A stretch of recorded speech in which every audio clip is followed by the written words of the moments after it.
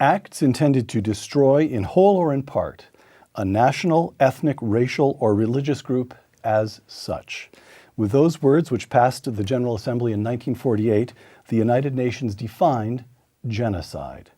Yet genocide was not only an attribute or feature of the Second World War, as our guest argues today. Genocide represents an attribute throughout human history. With us today, an expert on this grim but too human subject, Norman Naimark. Uncommon Knowledge now.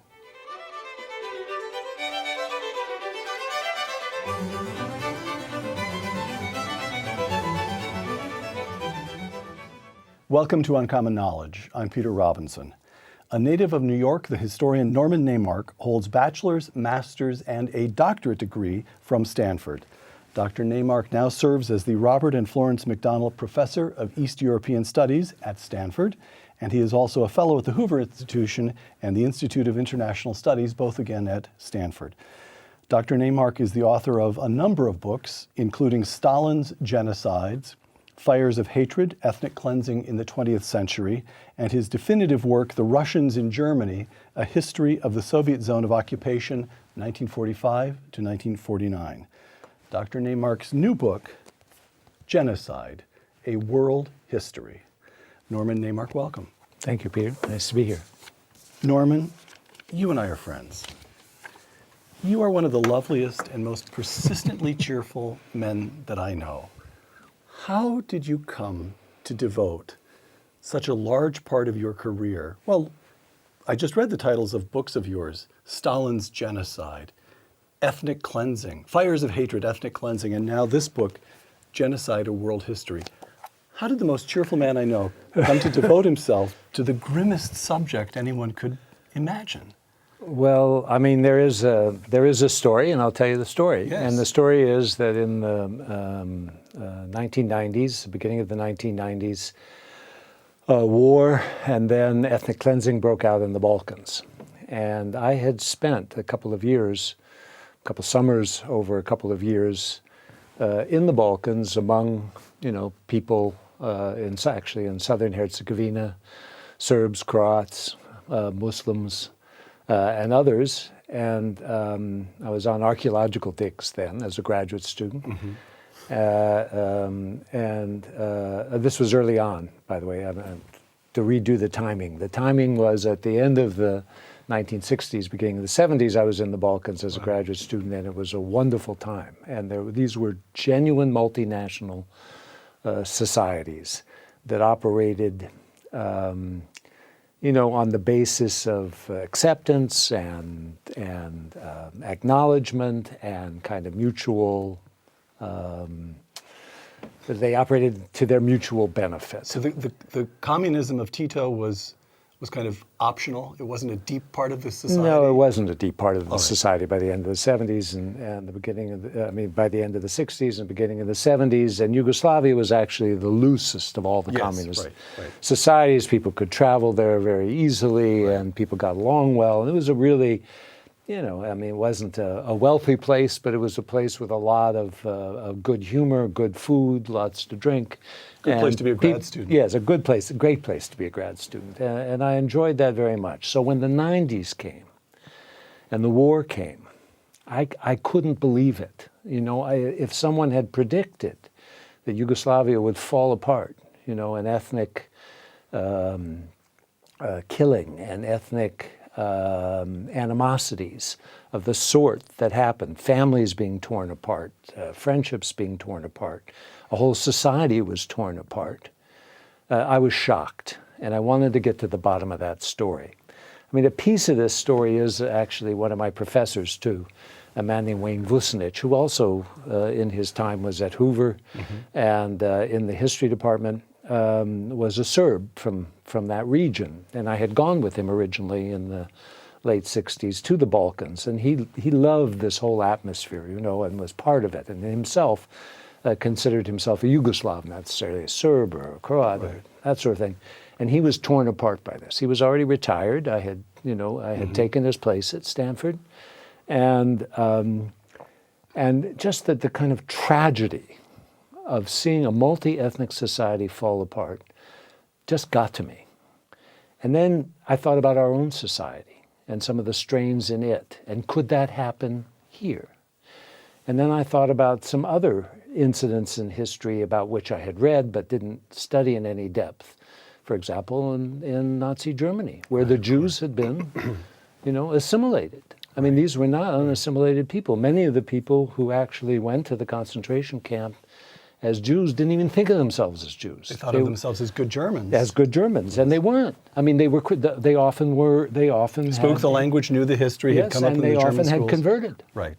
I mean, they didn't even think of themselves as Jews necessarily religiously. Right. And then you thought about other incidents as well, the Armenian Genocide, where Armenians had lived in peace in the Ottoman Empire for a very long time. And at the end of the 19th century, this began to fall apart. And then 1915, there was a horrible genocide. So I put all this together and I said to myself, what's going on here and how does it happen? And again, in the back of your mind is we live in a profoundly multi-ethnic society, right? And we do pretty damn well with it. Yes, we do. So the question is, is that in danger? Can that happen here? And those kinds of questions then motivated me, first of all, then to write this book, Fires of Hatred, about ethnic cleansing. And I kept on this trail, as it were. I didn't feel like I really answered the question. And I talked to a lot of my colleagues in Soviet history. I'm a Soviet historian as well as an East European historian, and more broadly, I started talking to my colleagues in Soviet history, and I said to them, what Stalin did in the 30s in the Soviet Union sure looks like genocide to me. And they'd say, no, that's not genocide. That's something different, and that can't be considered genocide. And I kept reading, and I kept thinking, I kept arguing with them, and I thought to myself, wait a minute, something's wrong here. Right. And I decided then to write this book about Stalin's genocides, and I'm making the argument that what happened in the 30s, this terrible mass killing, was genocide. And that's when I got into issues of the definition of genocide, which you read at the beginning. Right? And that definition, as you will recall, says nothing about social groups, it says nothing about political groups, it says nothing about other kinds of groups, except for ethnic, religious, racial, and national groups. Those are the four groups identified in the convention. And I thought to myself, well, wait a minute, why did they just identify those groups and not other groups? And I went back to the history of the convention, and it turns out the convention itself is very political, and that the Soviets insisted that political and social groups, there were others as well, but the Soviets said, no way, we're going to vote for a convention, that can be turned on us. And the Americans essentially said, okay, we want a unanimous convention. Nobody was paying much attention to 1948, they were still trying to get along with the Soviets. Yeah. And in this case, we're talking about a development, by the way, between 46 and 48. 48 was the culmination. Right. And so everybody just signed on with these four categories. And they're thinking, by the way, not about anything else really but what happened in the Second World War. Yes. When Jews were killed, when Poles were killed, when Russians were killed, and for their, ethnic and national and religious identities. So, that really convinced me then to, go after this point and say, well, just because the Soviets got this out of the convention doesn't mean we have to buy the convention just as it is. I think it's a good convention. I think the laws that have come out of it have been very positive, but I think they made a mistake by not including other kinds of groups, like, for example, kulaks, right? A group of supposedly rich farmers, identified by Stalin and then attacked. He said, I'm going to wipe them out, and he wiped them out. So after that, I thought, well, that's enough of this genocide thing. But then, people asked me to talk various places about genocide, and I'd get questions. People would raise their hands, and they'd say, well, what about the American Indians? And I'd say, well, I'm an historian of Europe and Russia, and I don't know much about the United States or Indians. I can't. What about this? What about that? And I kept saying to myself after this would happen, I can't just say, not my job. Not my job, not in my portfolio. So that's when I started teaching here, a kind of world history. And then I realized that it's not just contemporary. That's the other thing. We have a kind of hubris about modernity, I think, sometimes. That, the only things that really happen that are important happened in the modern period. Right. And everything before then is just not important, right? It's not us. Right.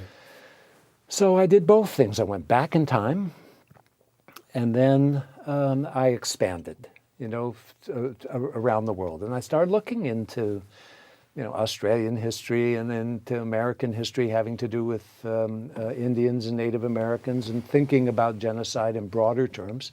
And I realized, of course there are differences over time, and there are differences across time, in the modern period between various genocides, but the genocide is actually an incredibly...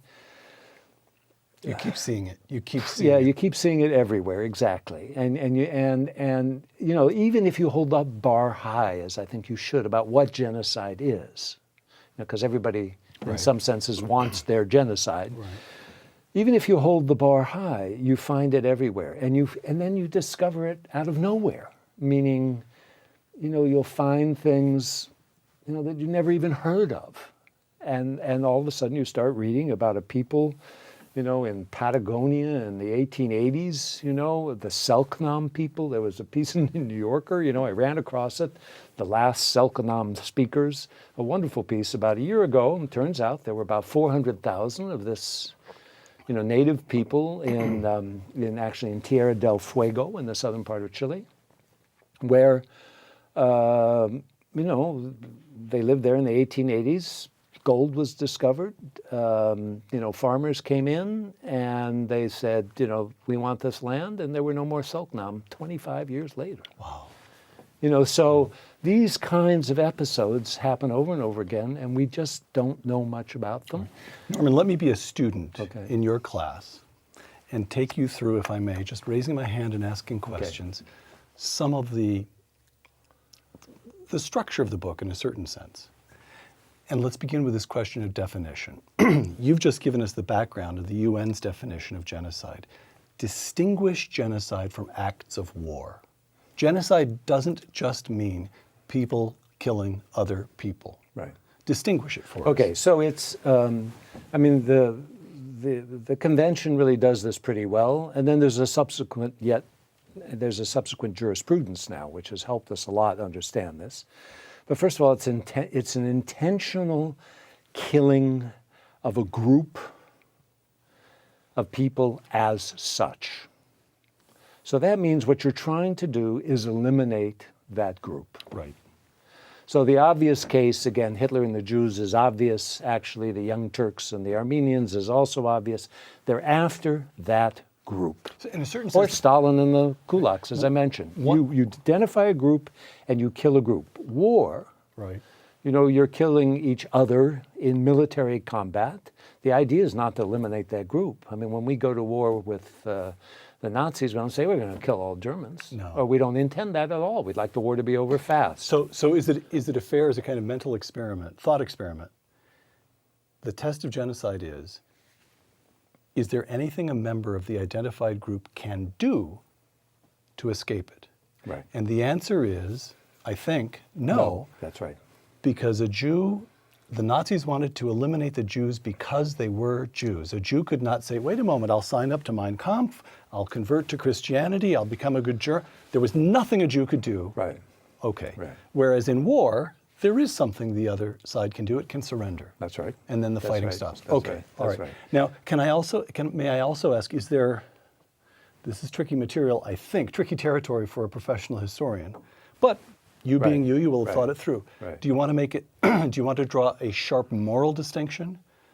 Genocide is always wrong in and of itself. There's something intrinsically repugnant and evil about it, whereas there is such a thing as a just war. We can argue about each instance, but there is such a thing as self-defense.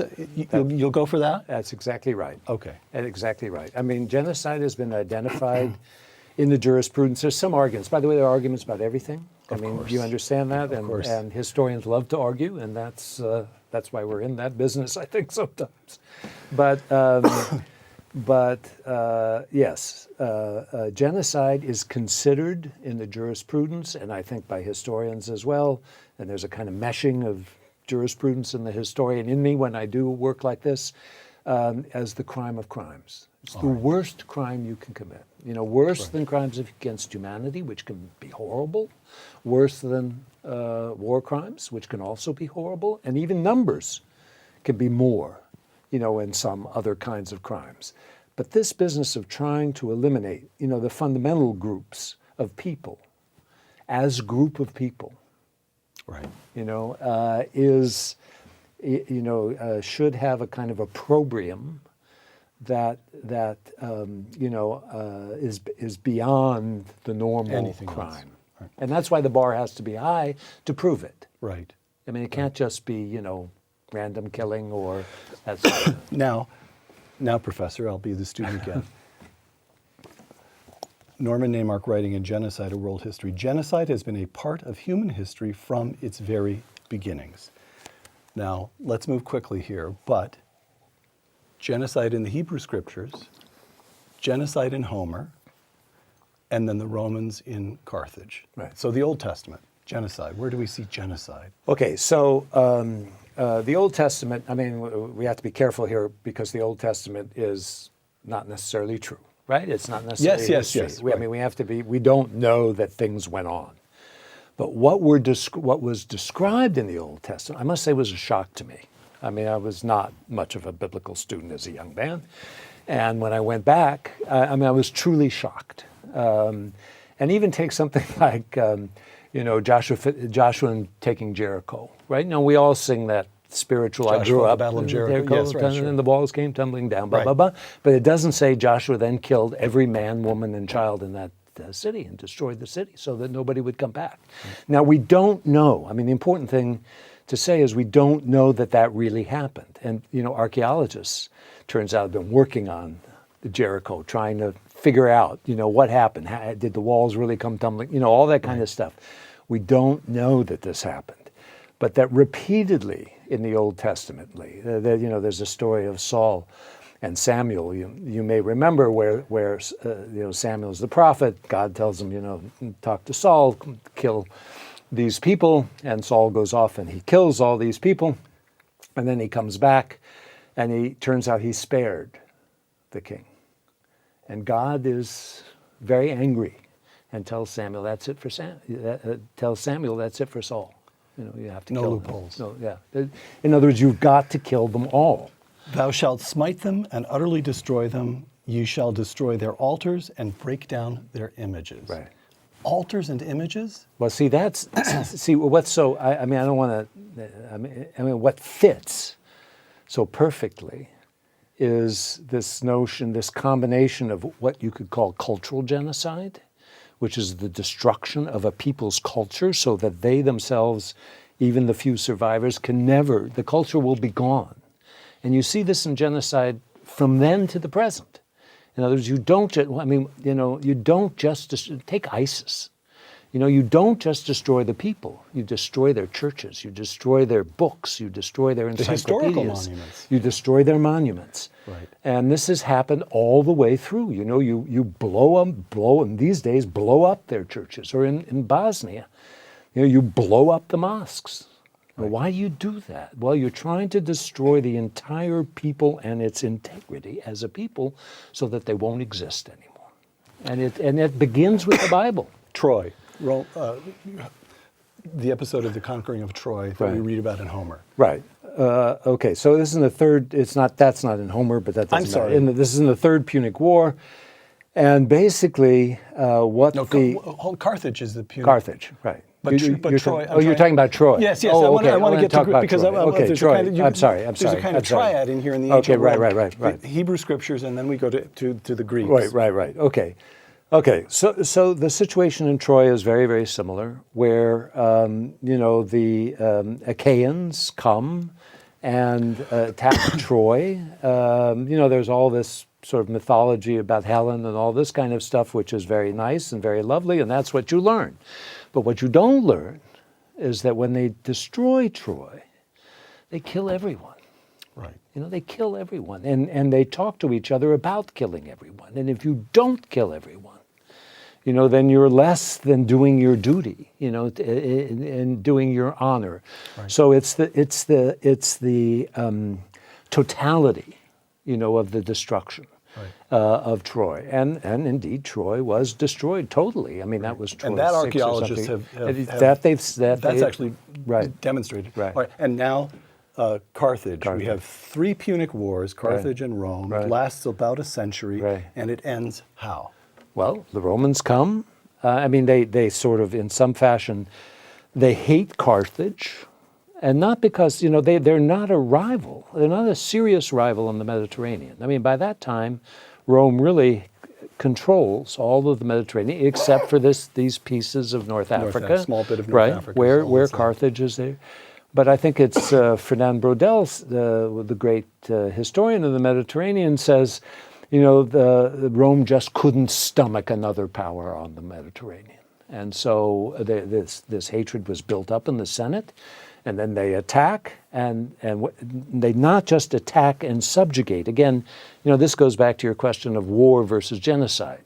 You can attack and subjugate without massacring everyone in the town. Well, as you know, they not only massacre everyone in the town, but they then destroy Carthage, blow up its walls, all of the cultural monuments, and then the mythology is they salt it. But apparently there's not any real evidence for the salting, but they would have if they could. They would have if they could. And the image, nothing will grow here again, right? So these people can't exist, fits. And it's, and these episodes, the biblical, the Greek, the Roman, make their way. I mean, the interesting part of this is not that they're just discrete episodes located, 1,000 years ago, or more than 1,000 years ago, right? 2,000 years ago.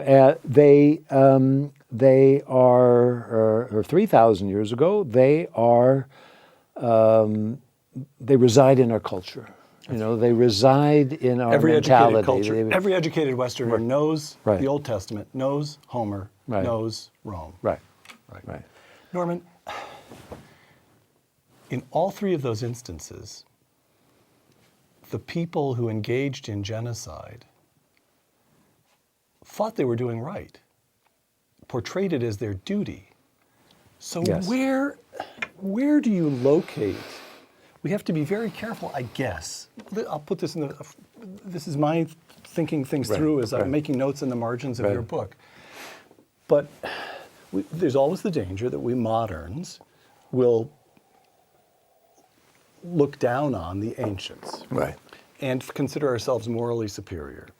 So is there a legitimate question to be asked along the following lines, that in the times we're talking about, in the ancient world, that was the nature of warfare, not genocide as we now understand it, that if you wanted to defeat, there were 3 Punic Wars after all. The Carthaginians wouldn't let it go, and in the end it was the Romans who wouldn't let it go, but you had to wipe people out in those days. Otherwise, you were just storing up trouble for your children and grandchildren. A generation later, they'd come back. Is there an argument for that or not? I think there is an argument for that. I mean, again, all history is about argument, and I think that you love a good one. And that is an argument that can be made. But I think the counter argument is more powerful. And the counter argument is, and you see this, in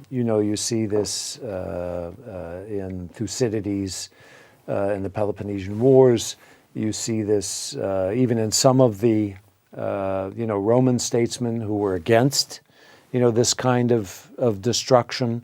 There are those who propound winning a war and making a peace and incorporating territory into your own, and there are those who propound destruction.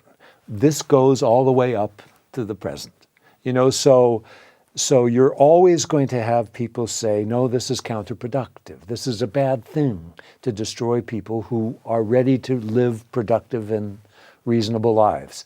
So I don't privilege the ancient world in that way, or the modern world. There were alternatives even then, and they knew it. They knew it. They weren't taken. There are businesses. There are questions about Caesar and Gaul. And there was a lot of destruction in Gaul. And if you would sit down and ask the question, as I tried to do, I couldn't do everything in this, right? So if you would ask yourself the question, is that genocide? What he did in Gaul, the occupation policy, some of the killing that went on, massacres of which there were a great number.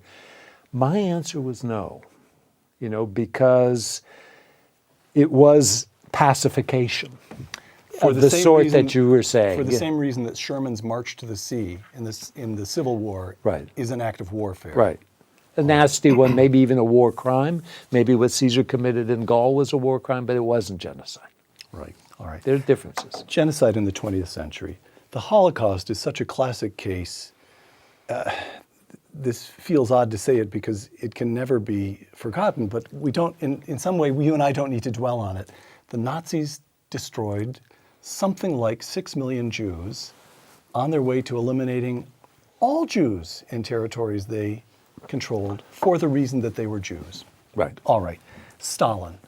You've said that your colleagues in Soviet history push back. They're not so. So describe the events, and then tell us why you consider what Stalin did in the 30s a genocide. And then I'd like to come to Mao as well. Okay. So as you know, there's a little book called Stalins Genocides, Yes. and if I could summarize that By Norman Naimark. Yes. Yeah, by me. And I'm not sure I can summarize that very easily. But let's just accept my definition of genocide, which includes social and political groups. Stalin, in the beginning of the 1930s, is a product of the first five-year plan and forced collectivization, knew that he was, in some senses, in deep trouble. That is to say, neither of these things worked very well. And he was the kind of leader who insisted on control, but also on eliminating any potential enemies.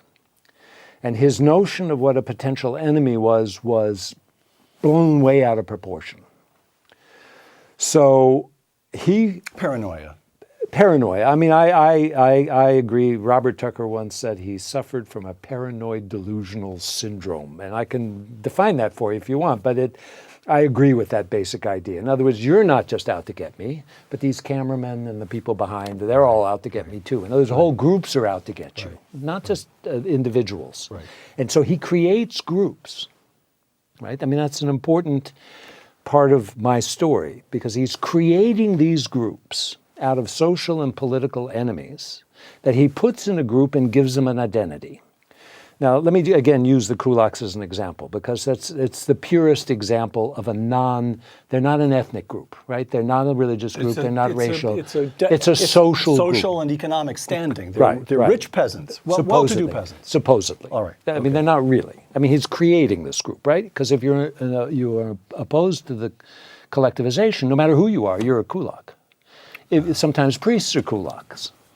Your kids are kulaks. Who don't know the first thing about what collectivization is all about. Your wife is a kulak. Your grandpa's a kulak. So he's creating a group. He's in some ways ethnicizing the group, meaning he's giving them certain kinds of characteristics that are common. He's stereotyping them, and then he's attacking them as a group. And that attack occurs, in 1931, 32, 33. They're attacked. Many are just shot. The rest are sent off into Gulag, or many are sent, the millions are sent off into the Gulag, where they die in special camps, a lot of them, and that sort of thing. And they carry this appellation kulak with them. It's not as if you go into the Gulag and you're not a kulak anymore. No, it's stamped in your stuff. You are a kulak. And, if you go fight the war later on, World War II, they will sometimes let you off, right? But you're a kulak for life. I mean, you're sort of, in other words, a group is created. I mean, so that, Peter, you said we can talk as friends, so let's talk as friends. Yeah. So an ethnic group, again, is a construction in many ways, right? It's a construction. What that means, basically, a lot of the social science, you're creating an ethnic group. And some people may be members of it and some not. Again, think about even the Jews in Germany. Some of them didn't think of themselves as part of that group at all, and those within the group didn't think of them as part of the group. Yet the Nazis make the ethnic group, right? They're creating the group. You're not creating it. So similarly, Stalin's creating these groups. He creates other groups of asocials, meaning, alleged alcoholics, alleged prostitutes, alleged gamblers, alleged street people, all these people, and he puts them into a group called asocials. And he arrests them as asocials, and he shoots about a half of them and deports the rest of them. And we're talking about hundreds of thousands of people. Right? This is another group that he kills off. Then there are attacks on other groups. There are attacks, actually, in this case, on ethnic groups, on Poles and on Germans. I mean, there was a whole Polish action, which, you know, I include in my analysis. I say, you know, you can think about it as genocide, but maybe not. You know, in other words, there are ways. Again, this is all about an argument. And then he creates political groups. Mm-hmm. I mean, the three big purge trials in 1938, you know, were groups of people who had identities. Their relatives were arrested. Their friends were arrested. They were all part of these groups. They were attacked as groups. Again, when I look at the purge trials and the killing and the deportations and the suffering that went on, it's hard to make a kind of really clear case, you know, black and white case for genocide. But I think you can make the argument that this is a kind of political genocide. So I put all this together and call it Stalin's genocide. And the test that we agreed on a few moments ago, was there anything that a member of the victim group could do? Once Stalin had identified me as a kulak, once that got stamped in my papers, I couldn't say, no, comrade, I've memorized Marx, I've memorized Lenin, I'll do anything. There's no way out. Once you're identified as a member of the group, he just keeps coming I mean, at you. there are always exceptions. By the way, Peter, let me just say, even with the Jews, there were exceptions. There were Jews who survived the war in the Wehrmacht. Right. I mean, there are always exceptions. Right. There are Armenians who survived, women who converted and went into, Kurdish or Turkish harems. So there are always exceptions to genocide. So the exception doesn't prove the rule. But on the whole, kulaks tried to escape their fate by going to work in the city in a factory, but they came to get them. Yeah. You know, in 1937, 38, they came to get them. They wouldn't let them escape. Mao. Give me just a sentence or two on Mao. I know this is, we're compressing worlds into bouillon cubes here, but give me a sentence or two on Mao. Okay, especially the Great Leap Forward. Which is? 1958. Right. I think should be considered a genocidal action. I mean, basically what Mao did is tried to move all of the peasantry into these gigantic communes. And in doing so, it was an absolute catastrophe, which he would not recognize. So in 58 and 59, we don't know exactly how many people died. I mean, Frank Decoder, who comes to Hoover every once in a while, has a number of 45 million people. It's just staggering. I mean, Andy Walder, who is here at Stanford, has a somewhat lower number in the 30 million number. And what you see there is a different kind of campaign, but nevertheless one where the government is attacking a group of people, the peasantry, and forcing them, into a mold and ready to see them die. In other words, we have all kinds of quotations from Mao. It doesn't matter. What are millions of people? We got plenty more. I mean, he says things like that. What if they don't have anything to eat? You have enough to eat, he says to the party people. That's all you need to worry about. And you see that kind of, it's not just indifference to suffering and to death. It's a kind of purposeful, and that's very important, to the definition of genocide. It's a very purposeful set of policies that kills large numbers of people. And so I've included that in what I think is genocide. The United States. More than two sentences, but I'm sorry. No. So, last large topic here. The United States and genocide. First, our own history.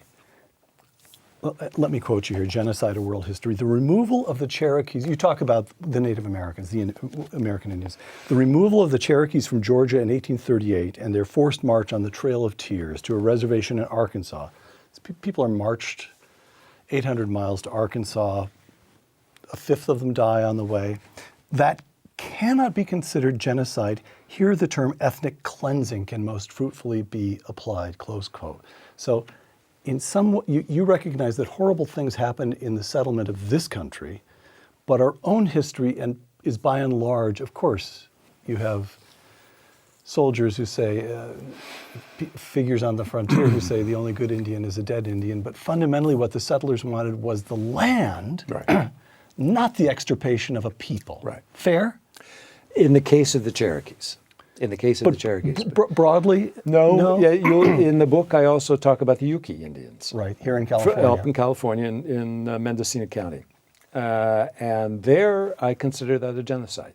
So the way I decided to deal, I think it's not useful to think either of the killing off or the killing of Native Americans, or, by the way, of Aborigines in Australia, as genocide as a kind of general Right. description of what happened. I think you have to look at specific sets of incidences. And since the Indians themselves thought of themselves as different, I mean, the Cherokee and they don't think of themselves as Yuki, right? Right. And the Yuki don't think of themselves as Cherokee or Navajo, for that matter. I think you need to look at what happens to each of the tribes separately. And when you look at what happens at the Cherokee, they really did want the land. Right. And the Cherokee fought like hell. They actually had, they had lawyers, they fought in the courts. They did the best they could with Andrew Jackson, but Jackson was going to say, no, you're going. Even the Supreme Court ruled in favor of the Cherokee that they should be able to stay. But no, they had to go. And as they went, many died in a horrible set of events, which I consider a horrible set of events, but I don't think of as genocide because they didn't want to wipe out the Cherokee. In the case of the Yuki, and other cases in California, by the way, there's a very good new book by a man named Benjamin Madley from UCLA, very recently, called The California Genocide, I think. And it's just out, maybe a few months ago. And I read it, and it talks about more of California Indians and what happened to our California Indians. And it's an incredible story. But I just looked at the Yuki and came to the conclusion there that the people who wanted that land and who were supported by the California government and the governor. This is late 19th century. This is the 1860s. 1860s. So it's after Gold Rush and after statehood, which comes in 48 and 1848. And the national government is not paying attention because it's fighting a civil war? Yeah, they're way too far away. Besides, they wouldn't pay attention. They don't pay attention to anything. Anyway. No, this is all local government stuff. The first, governor of California had to deal with the Yuki set of issues. And the purpose there was to eliminate the Yuki. Not unambiguous. Not to drive them out, not to send them to a reservation up in Oregon or Washington or a different part of California. The purpose was to eliminate them. And you can see by the group called the Eel River Rangers, was a group of people commanded by a guy named Jarbo who's looked at his job as to murder Indians. Got it. All right.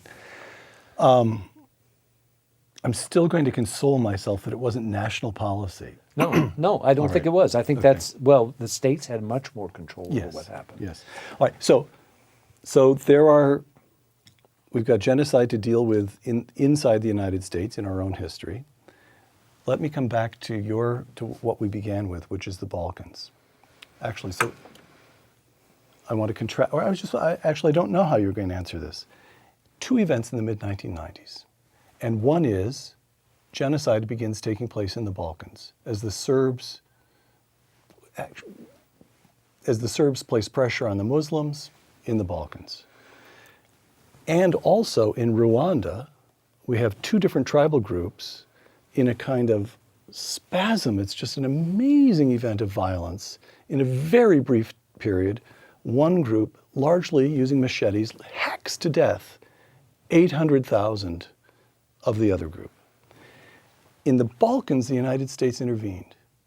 We bombed the Serbs. We got them to back off. We stopped it. It was sloppy. You could argue, I don't know what you would argue, we haven't ever discussed this, whether too slow, waited for the Germans too long, but in any event, we went in. And in Rwanda, there were discussions, we know, in the Clinton White House about whether we should intervene in Rwanda, and we didn't. Were we right in the Balkans and wrong in Rwanda? Right in both instances? What is the duty of the United States when it sees a genocide taking place? Well, I think, both cases are terrible tragedies. And whether we learned from those tragedies or not, is a really interesting question. And I'd like to pose it to Samantha Power, who wrote about this and is, our previous representative to the United Nations. Both are tragedies. Both showed the failure of American policy. The Balkans intervention came late, too late.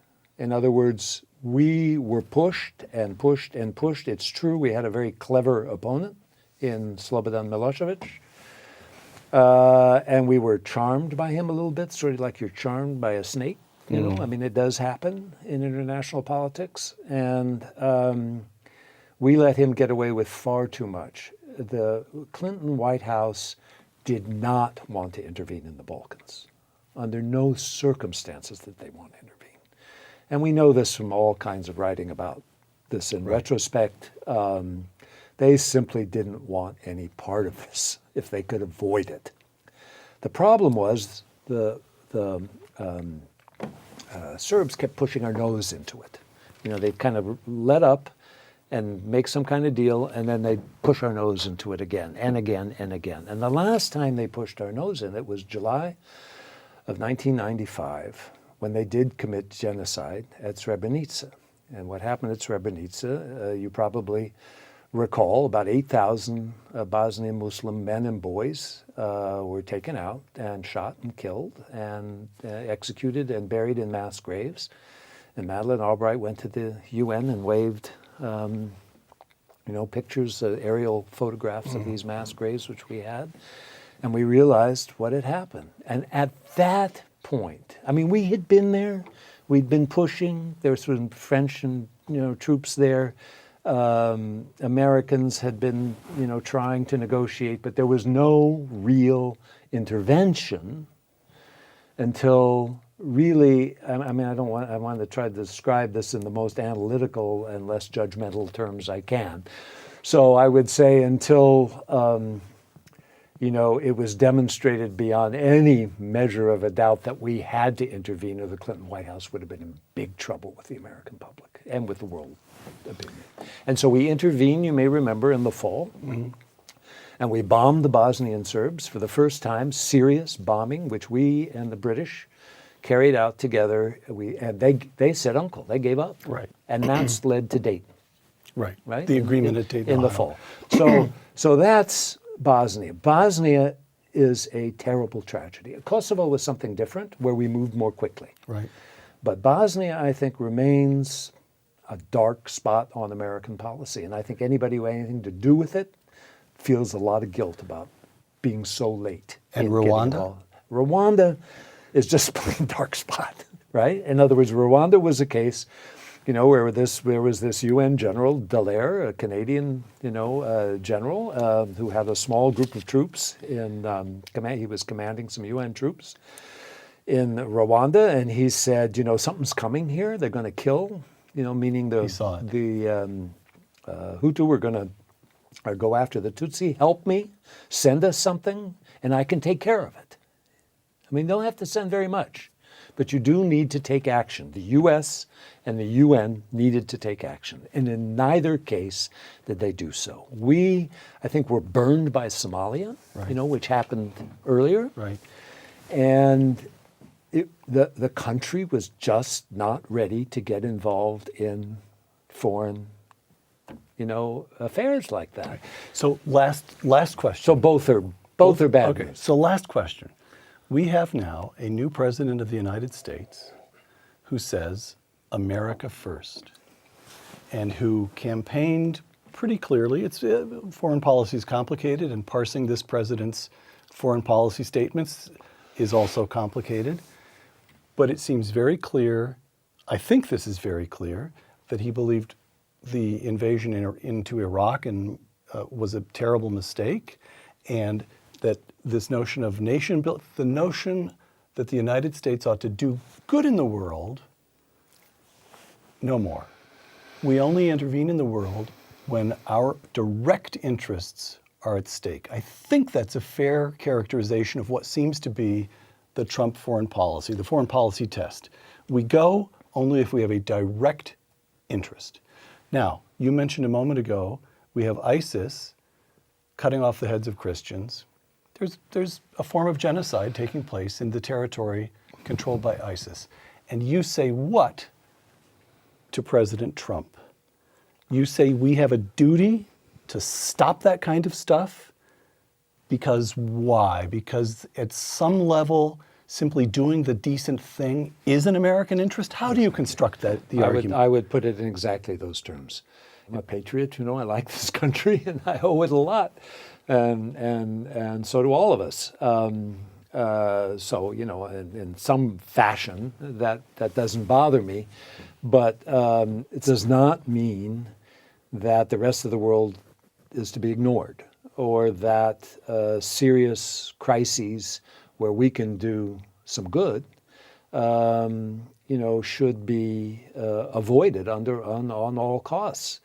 And that when genocidal situations come up, it seems to me we have the obligation, the moral and the ethical obligation, which is part of what national interest is about. I mean, national interest is not just about, oil and money and prosperity. It's about being able to look at ourselves in the mirror. It's about, exactly. Right. You put that exactly right. And being able to look yourselves in the mirror, and not only that, look at other people around the world in the mirror. Not in the mirror, but look them in their eye and say we did everything we could to help, within reason and within, the judgment of good people who are in this administration, and there are some who can decide, whether this will be successful or not. We've signed on, and the UN has signed on to a doctrine called responsibility to protect. And that responsibility to protect says clearly, that sovereign countries around the world cannot engage in, destructive actions against their own people, or the rest of the world has to act. We have to act. We have to be part of an entire world. And so, my sense of this is, I can't tell you, Peter, what I would have done in Syria at specific times along the way. No. It's very difficult. It's a difficult situation. It's a hard situation.